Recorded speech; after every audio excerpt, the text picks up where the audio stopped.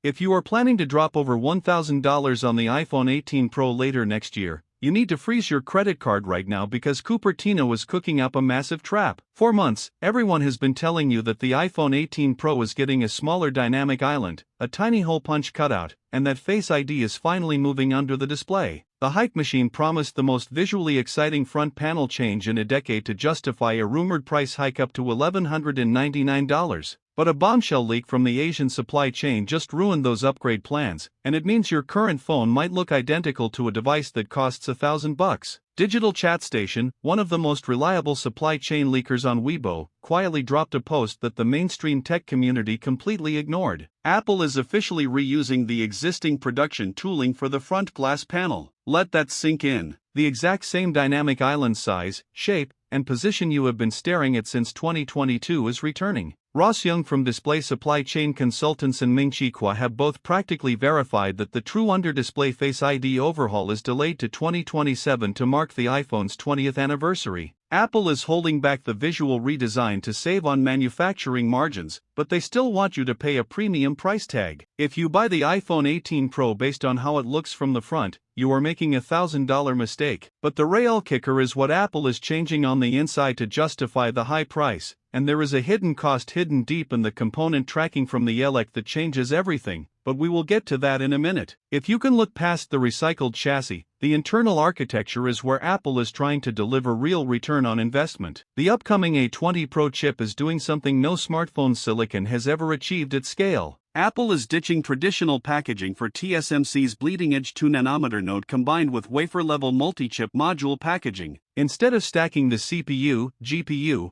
and RAM as separate components on a substrate, Apple is integrating them directly onto the same silicon wafer. The physical distance between the processor and memory drops to near zero. Data transfers instantly, power loss drops significantly, and thermal throttling is virtually eliminated. This chip is clocked to be 15% faster than the current A19 Pro, which is fine for benchmarks, but it matters deeply for your wallet because it directly impacts device longevity. If your phone runs cooler, your battery degradation slows down, saving you a $300 out-of-warranty battery or screen replacement down the line. Cupertino is forcing this silicon leap because iOS 27 runs massive, local agentic artificial intelligence workloads. To keep those models running seamlessly in the background without turning your phone into a pocket heater, Mark Gurman reports Apple is officially bumping the baseline memory to 12 GB of ultra-dense LPDDR5X RAM. Now, remember the global RAM shortage driving component prices up by nearly 30%? Samsung and Micron are charging a massive premium for high-density memory right now. Apple will undoubtedly pass that cost down to you, likely masking it behind a pricier baseline storage tier or charging a $200 premium just to step up from the base model. Honestly, would you pay an extra $200 over the current starting price just to get smooth AI processing?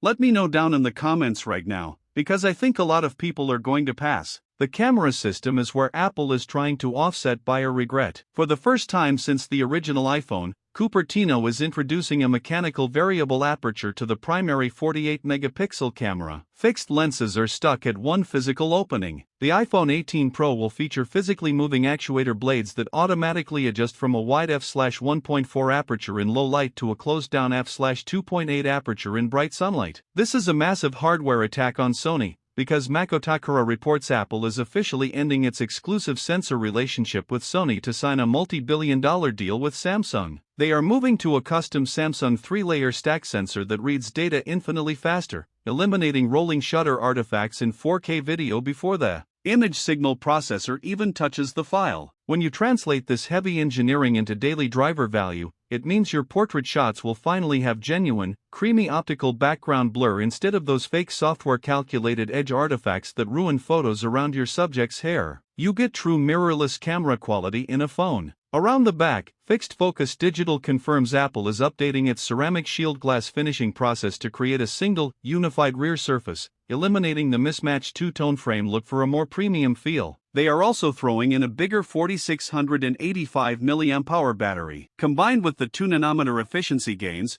we are looking at a legitimate 2-day battery life for power users. You are also getting the custom second-generation C2 modem, unlocking true satellite internet browsing when you have zero cellular coverage, not just emergency SOS texting. Even the front selfie camera is getting a bump up to 24 megapixels for crisper video calls. But here is where the financial math gets highly uncomfortable, especially when you look at the competitor price crash happening right now. Samsung's latest Ultra flagships are routinely seeing massive $300 discounts online within months of launch, offering high-end zoom lenses and identical RAM configurations for way less cash. Meanwhile, Apple expects you to pay full retail price for a phone that looks identical to the one you bought years ago. If you trade in a current Pro model, Apple's aggressive trade-in depreciation means you might only get $400 or $500 back for a device that originally cost you over $1,000. You are shelling out a massive $500 to $700 cash difference just to get a physical camera shutter, a slightly faster chip, and a new dark cherry or space black paint job. Honestly, I will believe that mechanical variable aperture is completely durable when I see it survive a drop test, because adding moving physical blades inside a phone introduces a massive hardware vulnerability that could cost hundreds to repair. Apple is making a wild gamble here, assuming you will pay the steep Apple tax for invisible internal features while keeping the exterior completely unchanged. If you care about raw optical performance and 2nm processing efficiency, the value proposition is absolutely there. But if you want people to know you have the latest and greatest device, this ain't it. Is an advanced variable camera and a massive internal chip upgrade worth $1,000 if the front of the phone looks exactly the same?